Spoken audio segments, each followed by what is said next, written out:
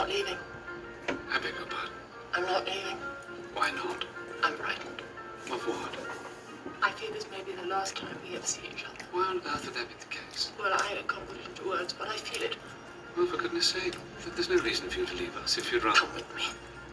To fucking Lutz. Please. Give me your hand. You've nothing to fear. You're always anxious before you travel. I admit you appear to be suffering a more acute attack on this occasion, but truly and honestly, oh dear God, what have you done to your fingernails? I beg your pardon. This diabolical varnish, the colour is completely wrong. Oh, really? Don't you like it? It's not that I don't like it. I am physically repulsed. Perhaps this will soothe you. While questing once, just listen to the words. Hush. While questing once in noble wood of grey medieval pine, I came upon a tomb, rain-slipped, rubbed cool, ethereal. Its inscription long vanished, yet still within its melancholy fissures.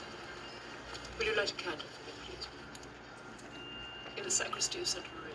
I'll see to it myself immediately. Remember, I'm always with you. I love you. I love you. Up, target!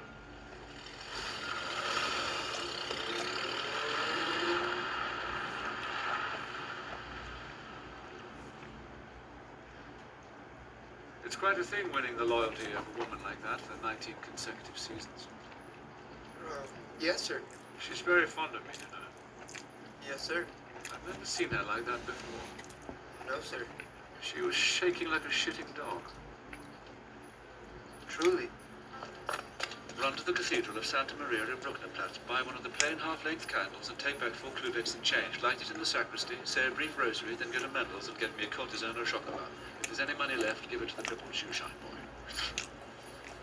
Right away, sir. Hold it. Who are you? I'm Zero, sir. The new lobby boy. Zero, you say? Yes, sir. Well, I've never heard of you, never laid eyes on you. Who hired you?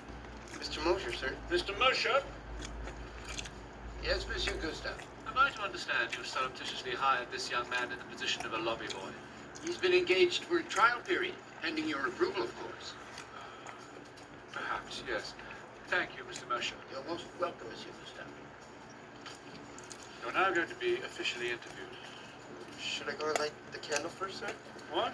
No. Experience. Hotel Kinski kitchen boy, 6 months. Hotel Berlitz, mop and broom boy, 3 months. Before that, I was a skillet scrubber. Experience 0. Thank you again, Monsieur Gustav. Straighten that cap, Anatole. The pleasure's mine, Herr Schneider. Stress busted. These are not acceptable. Fully agree. Education. I studied reading and spelling. I started my primary school. I almost finished. Education 0. Now it's exploded. Good morning, Cicero. Call the goddamn plumber. This afternoon, Monsieur Gustav. Will that fail, Frau Liebling? Analysis. Not now. Family? 0. 6, Igor.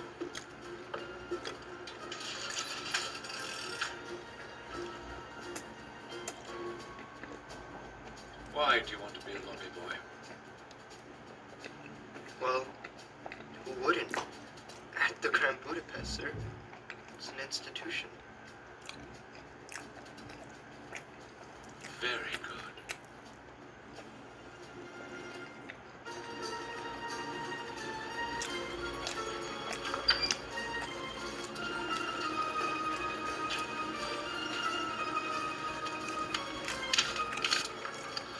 $1,000 clubets. Were you ever a lobby boy, sir? What do you think? Well, I suppose you'd have to start somewhere. I mean, you could Look, have... I'll let the goddamn candle. Yes, sir.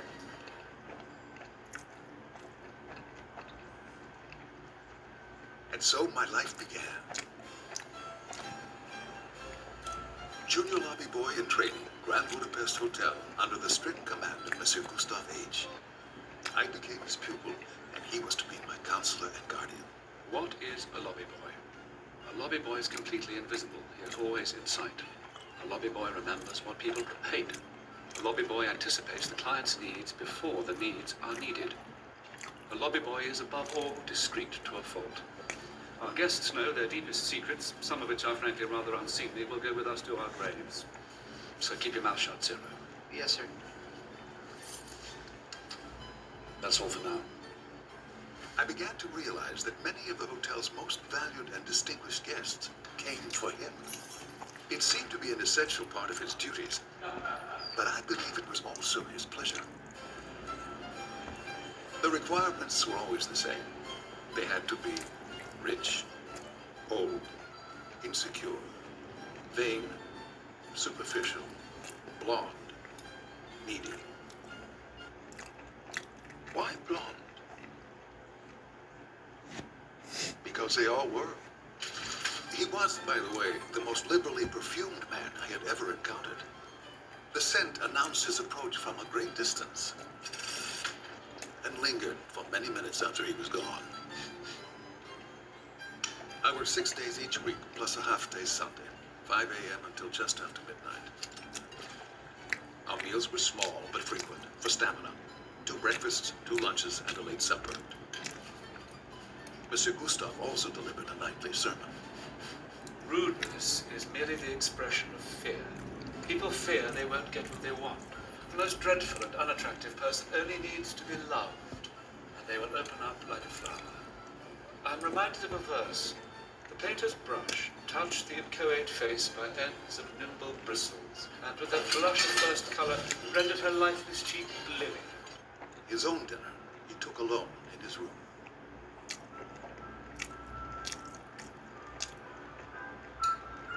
The identity of the owner of the hotel was unknown to all of us. Each month, his emissary, known as Deputy Kovacs, arrived to review the books and convey messages on behalf of the mysterious proprietor. On these occasions, Monsieur Gustave and a business manager, Herr Becker, met with him in private consultation above reception.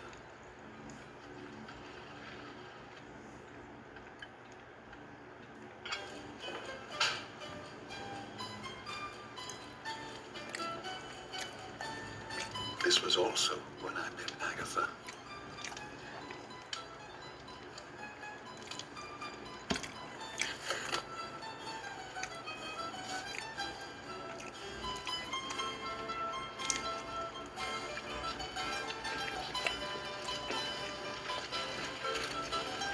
But we won't discuss that.